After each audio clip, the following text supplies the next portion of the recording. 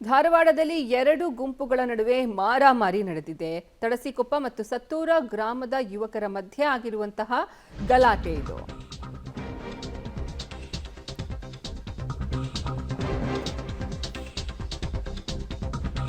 ತಡಸಿಕೊಪ್ಪ ಮತ್ತು ಸತ್ತೂರ ಗ್ರಾಮದ ಯುವಕರ ನಡುವೆ ಆಗಿರುವ ಗಲಾಟೆ ಧಾರವಾಡ ಹೊರವಲಯದ ಸತ್ತೂರ ಗ್ರಾಮದ ಬಳಿ ನಡೆದಿರುವ ಘಟನೆ ಇದು. ಕ್ಷುಲ್ಲಕ ಕಾರಣಕ್ಕೆ ಜಗಳ ಶುರುವಾಯಿತು, ಆದರೆ ವಿಕೋಪಕ್ಕೆ ತಿರುಗಿತು ಈ ಜಗಳ. ಕಾಳಿಂಗ ಅಭಿಷೇಕ್ ಮಂಜುನಾಥ್ ಅನ್ನೋರ ಮೇಲೆ 7 ಜನರಿಂದ ಹಲ್ಲೆ ಮಾಡಿರುವ ಆರೋಪ ಕೇಳಿಬಂದಿದೆ.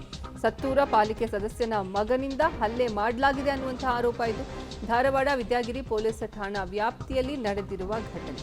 ಧಾರವಾಡದಲ್ಲಿ ಎರಡು ಗುಂಪುಗಳ ನಡುವೆ ಮಾರಾಮಾರಿ ಆಗಿದೆ. ತಡಸಿಕೊಪ್ಪ ಮತ್ತು ಸತ್ತೂರ ಗ್ರಾಮದ ಯುವಕರು ಗಲಾಟೆ ಮಾಡಿಕೊಂಡಿದ್ದಾರೆ. ಈ ವೇಳೆ 3 ಮೇಲೆ 7 ಮಂದಿ ಹಲ್ಲೆ ನಡೆಸಿದ್ದಾರೆ ಅನ್ನುವಂತಹ ಮಾಹಿತಿ ಲಭ್ಯ ಆಗ್ತಾ ಇದೆ. ಸದ್ಯ ಗಾಯಾಳುಗಳು ಆಸ್ಪತ್ರೆಯಲ್ಲಿ ಚಿಕಿತ್ಸೆಯನ್ನ ಪಡೆದಿದ್ದಾರೆ. ಯಾವ ಕಾರಣಕ್ಕೆ ಈ ಜಗಳ ಶುರುವಾಯಿತು, ಹೇಗೆ ಇದು ವಿಕೋಪಕ್ಕೆ ತಿರುಗಿತು ಅನ್ನೋದನ್ನ ಅವರು ಹೇಳಿದ್ದಾರೆ. ಇನ್ನು ಕಾಳಿಂಗ್ ಅಭಿಷೇಕ್ ಮಂಜುನಾಥ್ ಅನ್ನೋರು ಸದ್ಯ ಆಸ್ಪತ್ರೆಯಲ್ಲಿ ಚಿಕಿತ್ಸೆ ಪಡಿತಾ ಇರೋದು.